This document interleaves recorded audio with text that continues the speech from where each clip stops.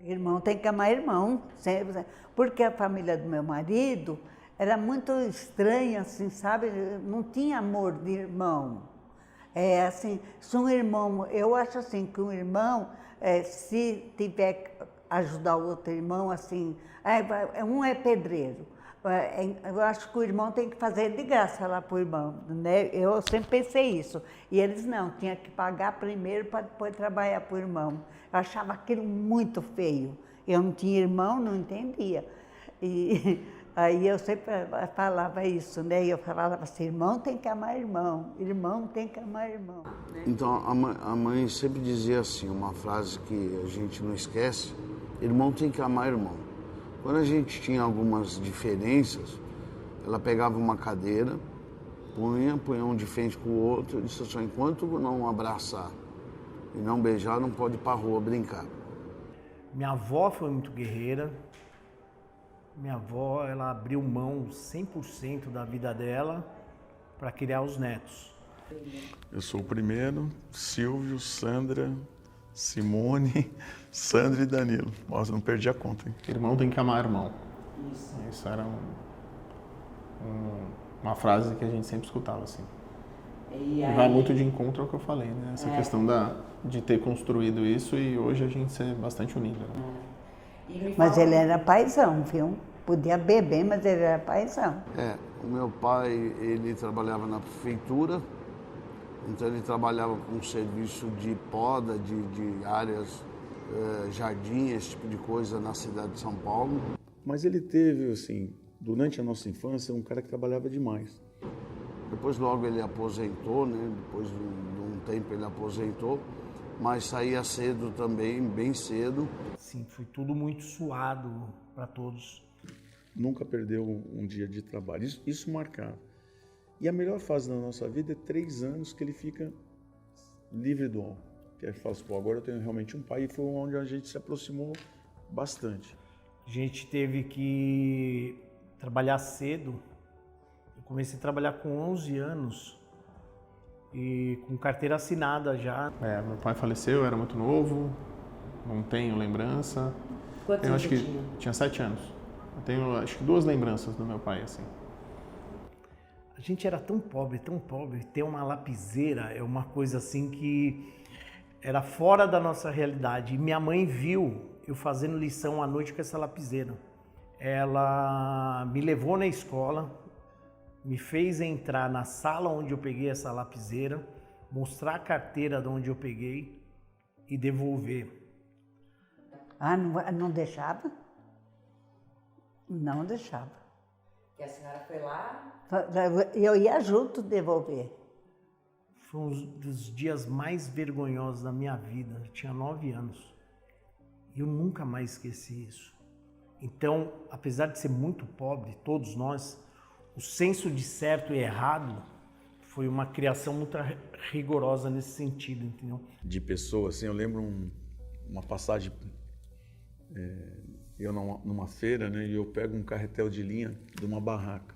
Peguei o carretel, né? Mas não sabia nem se eu estava... Eu vi o carretel no chão, estava no chão, peguei o carretel e pus no bolso, com 5 anos. Cheguei em casa com o carretel, falei, mãe, eu achei. Eu falei, você achou onde? Achou na feira, vamos lá devolver. Aquilo, Marco, mãe, mas estava no chão. Não, alguém perdeu, vamos lá devolver. Nós não tinha nada, mas era alegria, assim. Vinha amigo, vinha assim, sabe? Sempre tinha gente. Então a gente teve uma infância difícil, mas uma infância muito feliz. Uma brincadeira que eu acho que as crianças hoje nem sabem o que é, né? Então foi muito na rua mesmo, brincadeira de rua. O palhaço era o Silvio. Mas tudo dele era muito engraçado, ele fazia a gente rir muito. Silvio foi muito danado.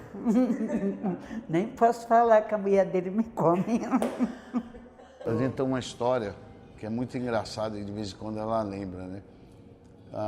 Quando eu fui cortar cabelo, e aí depois em casa a avó falava assim, não, corta o cabelo da avó. Eu vou ali, eu já volto, eu termino, aí deixei a avó, metade da cabeça com o cabelo cortado e metade sem cortar. Fui cortar no outro dia só. Ai, o Flávio foi sempre... Ele era meu porto seguro, porque acontecia alguma coisa, eu falava que parecia que ele era meu marido, porque tudo eu corria para ele. Eu não tenho assim o que falar do Danilo, assim, que ele só tem qualidade. Nunca me deu trabalho. Não lembro, mas ele trabalha no banco. No banco, Ele sempre foi muito inteligente.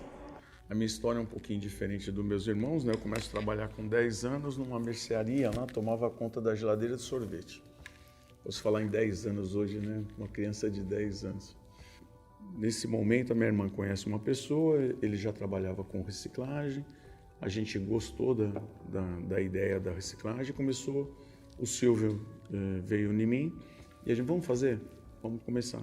Do primeiro dia, aí eu vi que eu já não queria mais trabalhar com alumínio, que eu ia trabalhar com a reciclagem. Então, o nosso momento começa entre eu com 17, 18, o Silvio 16 e 17 anos. O Sandro tem um amigo, dentista, e ele conta que a mãe dele falava assim, vai estudar, vai assim, você vai ser, se você não estudar, você vai ser lixeiro igual os filhos da Nena.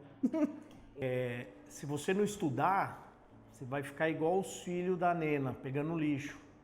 Então a gente era um exemplo de coisa ruim, entendeu? Eu tinha uma Brasília, antes de completar 16 anos, desse dinheiro do Sonda, do banco, e o Flávio tinha um Opala velho também. Aí pegou o dinheiro da minha Brasília, do Opala do Flávio. Minha irmã tinha um carro também que ela emprestou, ela foi muito bacana, minha irmã Sandra. Essa foi a época dura, hein? Essa a gente ficou acho que uns 3 anos, um passo para frente, 2 para trás.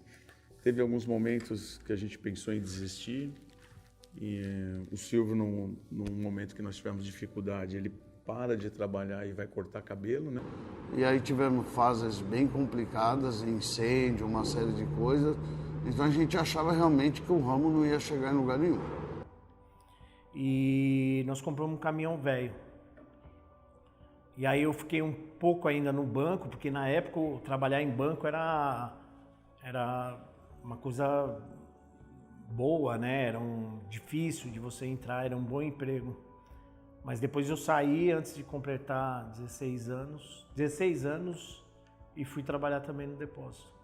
E um cobrador enfiou a cabeça para fora do ônibus e gritou, e eu estava em cima do caminhão amassando, fazendo a carga. Ele pôs a cabeça para fora e gritou assim, sai desse ramo, porque esse ramo é uma ilusão.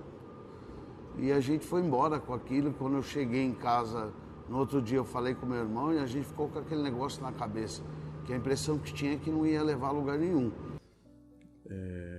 Para volta a cortar cabelo, eu fico tomando conta aqui até ver se melhora. Aí o dinheiro que ele ganhava lá no corte de cabelo, ele ainda tinha que colocar com a gente lá.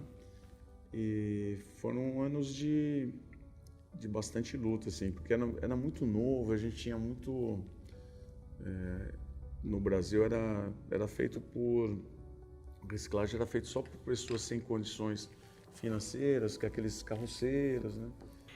E eu me escorei muito no que o Flávio falava. Então, assim, a gente com um caminhão velho, o caminhão quebrava, a gente tinha que ir para a cidade lá, coletar os clientes para eles não ficarem na mão. E o Flávio falava assim, vai chegar uma hora que quando o caminhão quebrar, a gente vai ter um mecânico que vai vir, a gente não vai precisar... Porque a gente tinha que sair de madrugada, o Silvio dirigia, o Flávio ia numa motinha velha levar um mecânico e a gente tinha que sair na frente para coletar os clientes. E ele falava, vai chegar uma hora que a gente vai ter um monte de caminhão novo e não vai quebrar desse jeito. E eu eu tinha 16 anos, né? Você, mentira, você tá falando isso só para me enganar agora. Mas, e o Flávio tinha o quê? 22 anos. Então, assim, ele realmente ele conduziu a gente. E para ele, lembrando agora, para ele parece que esse caminho que a gente ia seguir, eu acredito que ele não sabia onde a gente ia chegar, mas ele já tinha um senso de direção que para nós, Para mim, pro Silvio, pelo menos, eu estou falando por mim, foi muito importante. Em alguns momentos, empurrando aquele carrinho, a gente encontrou alguns amigos, né? E ninguém entendia, porque viramos catador de papelão na rua. E a gente ouviu bastante coisa ruim. Passamos por alguns momentos meio de vergonha, mas a gente encarou, a gente punha a cara para bater. E essa foi a parte mais delicada do negócio, empurrar aquele carrinho 24 de maio, Xavier Toledo, Barão de Tapetininga, juntando papelão na antiga Mesbla, ali num vão que tinha na Mesbla. Era diferente, né? Porque era muita dificuldade, era muita dificuldade. A discriminação não era só com a gente, inclusive com os vizinhos lá, né? Porque a gente estacionava o caminhão na rua lá cheio de saco de lixo. Então você olhava lá um monte de saco preto. Inclusive minha mãe foi discriminada, né? A família toda era. A partir do momento que foi conquistando as coisas, isso aí foi mudando. Ele alugou um terreno e começou, ia para a faculdade, e lá o Silvio pegava o caminhão, ia com os meninos juntar o lixo, porque era assim, os meninos catavam o lixo, deixavam num canto, eles ficavam olhando para ninguém pegar.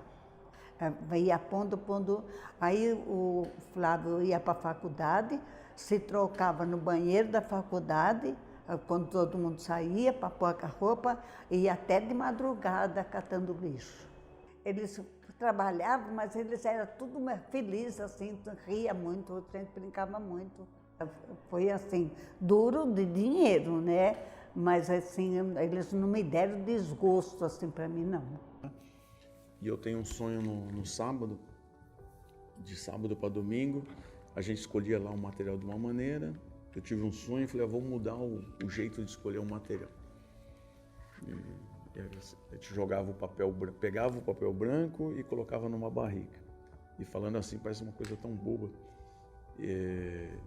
Isso aí é uma das coisas que me emociona na parte espiritual, assim, de um sonho fazer mudar uma história, né? Porque desse dia do sonho, eu passei a jogar o papel branco no chão, de vez colocar ele na barrica.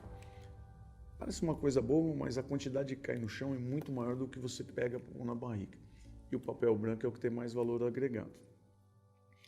Fui lá para o depósito no domingo, sozinho, fiz essa mudança, falei, nossa, vai dar muito certo. Só que na segunda-feira, todo mundo estava muito acostumado a fazer o contrário. E falaram que não ia dar certo. Aí separei duas pessoas, falei, não, fica aqui, ó. Fiquei do lado ali, mexendo com porque era o vício de fazer exatamente o contrário que eu estava pedindo. Deu certo com essas duas pessoas, aí as outras passaram a escolher dessa maneira também, e ali foi o diferencial da nossa história. A partir daquele dia começou a se tirar muito mais papel branco, nós começamos a ganhar mais dinheiro, aí não parou mais, né? A coisa realmente mudou. E hoje, até hoje, o jeito de escolher o papel é aquele que nós implantamos naquele momento. E eu tinha a ideia de realmente entrar para ajudar de alguma forma. Que eu geralmente penso e pensei muito e já falei também para algumas pessoas, é que eu tinha aquele débito comigo mesmo de alguma forma agregar no que eles construíram, né? A gente sabe o quanto é difícil você sair hoje do nada e construir alguma coisa. Então, quando eu entrei, já existia alguma coisa. Obviamente, com um formato menor, com bastante deficiência, que é normal para qualquer empresa que está começando. E o meu objetivo era, de alguma forma, agregar valor. Fazer alguma coisa para mostrar e para existir o entendimento de que eu entrei ali para somar mesmo, para agregar, enfim. Orgulhoso do Fábio, porque ele já está trilhando esse caminho, então assim, já está claro para ele que as coisas não vêm de graça, você tem que se dedicar, só está onde está a troco de muito trabalho, de dedicação, e ele está dando essa parcela de contribuição, no caso do Fábio. É assim, olha,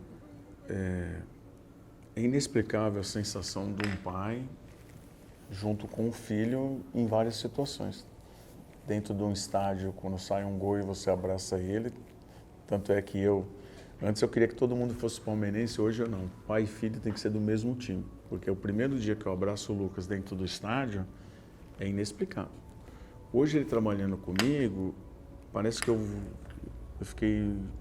voltei 30 anos no tempo, as minhas energias se renovaram, porque, falando a verdade, esse era um momento nosso que eu já estava pensando em parar, assim, não parar de trabalhar, mas falar, tá bom, né?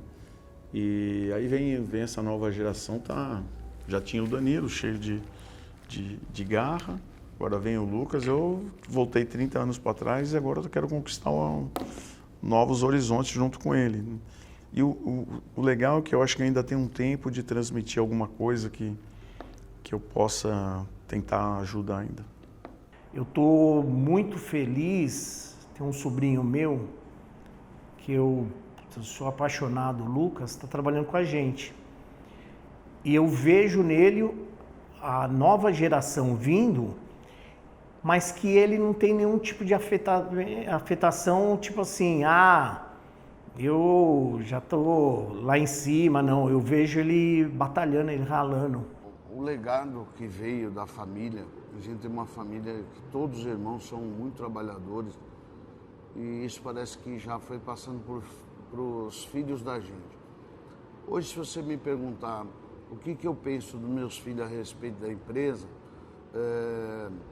a gente deixa para eles decidirem. Se amanhã eles decidirem que eles querem vir, ok, a gente vai preparar eles já estão sendo preparados para isso, estudando e se preparando, mas a gente vai pelo caminho que eles decidirem. Todos eles teriam que realmente se apegar à história, né? A nossa história.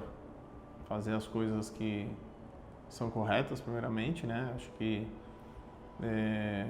todos eles, e isso eu posso falar com propriedade, porque todos os meus sobrinhos eles já são grandes, a gente já sabe qual que é o caminho que eles estão sendo conduzidos, é seguir realmente os exemplos que eles têm dentro de casa. Meus irmãos, todos eles são muito especiais no que se diz respeito a caráter, a educação,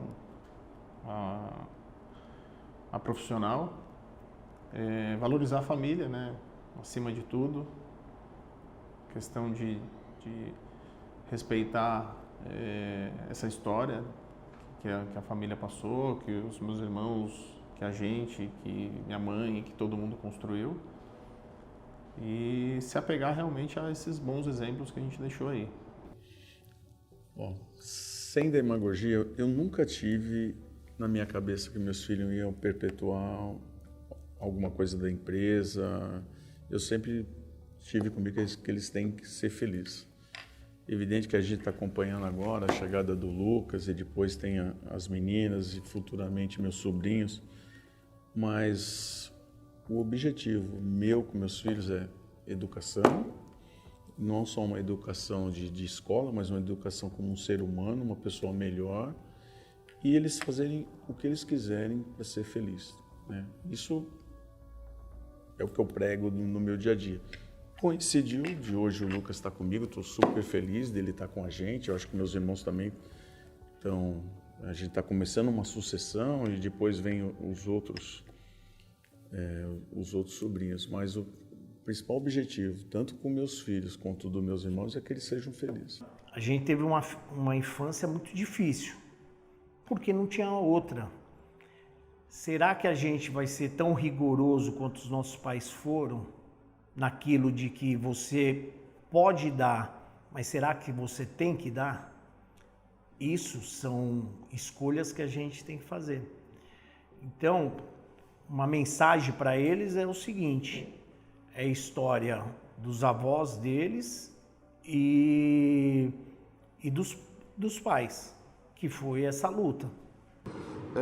O conselho que eu daria para ele é o mesmo que minha mãe sempre deu: nunca pegue nada de ninguém. A gente subiu e criou a estrutura sem nunca tirar nada de ninguém e nem pisar em ninguém, foi com muito trabalho. E eu tenho procurado mostrar para os meus filhos justamente isso. nada cai do céu, tudo é uma luta. E você precisa ser um bom administrador daquilo que você ganha. Eu acho assim, questão de caráter realmente vem de berço, né? Acho que alguns pontos, minha mãe, ela foi uma pessoa extremamente batalhadora e especial, né? Eu acho que algumas, tem várias coisas, mas acho que se eu tivesse que elencar duas coisas, eu acho que ela ter mantido a gente unido frente a todas as dificuldades que ela teve, isso foi um negócio formidável dela. E questão de educação mesmo, né? Minha mãe, ela cursou acho que até a 4ª série, se eu não me engano, e ela ter insistido pra gente seguir no caminho do estudo, ela até com um grau de instrução mais baixo, e ela ter feito com que pra gente fosse diferente, eu acho que são as duas coisas que hoje a gente olhando para trás a gente fala, porra, fez total sentido, né? Se eu tivesse que elencar duas coisas, eu acho que essa construção dos irmãos serem muito unidos, de um ajudar o outro, de um estar perto do outro, e questão de educação, com certeza. A minha mãe é uma guerreira. A mãe é até ruim de falar. A maior lembrança que eu tenho da mãe é a mãe sustentando 6 filhos com faxina, e ela conseguiu construir a casa que a gente morava. Uma casa de barro, de 2 cômodos. A mãe foi quebrando etapa por etapa. Eu não lembro da mãe ir num shopping, eu não lembro da mãe comprar uma roupa para ela, eu não lembro. A mãe viveu para os filhos. Tudo que fez, que lutou, não me lembro de um sonho pessoal dela, mas 100% para criar os filhos, para dar conforto para os filhos. Então minha mãe é essa. Olha, para minha mãe e para o meu pai e para minha avó, que hoje está lá em cima olhando, torcendo pela gente, é só agradecimento, porque apesar de ter sido uma vida muito difícil, mas muito difícil, olhando para trás eu não trocaria nada, porque eu tive o melhor que eu poderia ter naquela época. E isso foi a base do que a gente se tornou. Conquistar as coisas, ter ou não ter, é uma consequência. Mas esse encaminhamento, quem deu foi nossos pais. Com muita dificuldade. E eu estava muito decidido a parar de estudar para ajudar a trabalhar e tal. Aí minha mãe fala assim para mim: ô filho, eu só tenho um sonho na vida. E é um sonho de...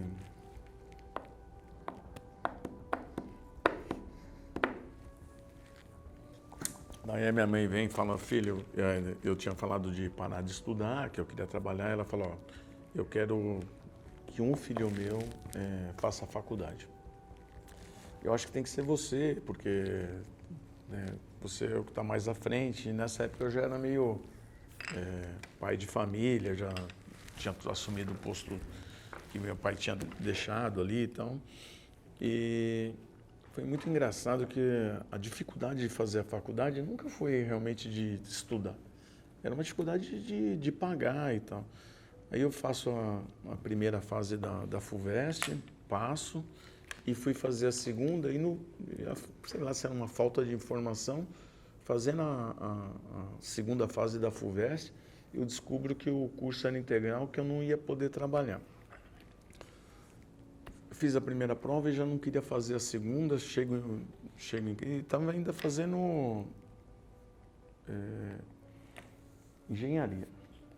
Aí vim para minha mãe e falei: mãe, ó, não dá, eu vou integrar. Ela falou: não, olha a força dela. Ela falou: eu vou pagar, eu vou te ajudar.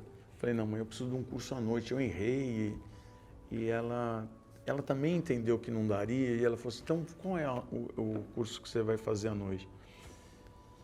E eu olhando as opções que tinha, estava pensando comigo, eu preciso fazer qualquer faculdade para só entregar o diploma para ela. E ela pegou isso. E ela falou, não, você precisa fazer uma faculdade boa. E eu acabei fazendo PUC. E eu lembro no dia da minha colação, que deve ter sido um dos dias mais felizes da vida dela. Ela me dá um abraço assim e fala, olha, agora eu posso morrer.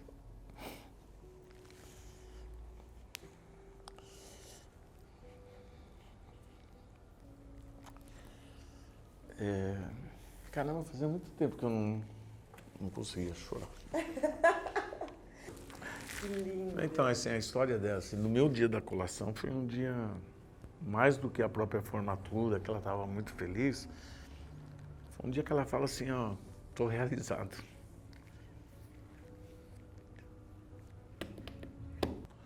Ô mãe, talvez no dia a dia não dá tempo da gente falar tudo que queria. Não sei como que vai ficar o contexto do que eu estou gravando hoje, mas eu queria aproveitar esse momento para falar assim, você foi a minha inspiração, você é a minha inspiração, te amo muito. E quando a gente olha, mãe, tudo que esse caminho, eu acho que você deve ter maior orgulho, porque tudo veio de você. Toda a minha inspiração passou por você e agora a gente cresceu, família enorme, vindo de você, e a gente ainda conseguir estar tão perto, tão unido, mas isso tem o seu dedo, a sua mão. Te amo, mãe. Eu falava assim, irmão tem que amar irmão, irmão tem que amar irmão. E isso brotou neles, que eles são muito unidos.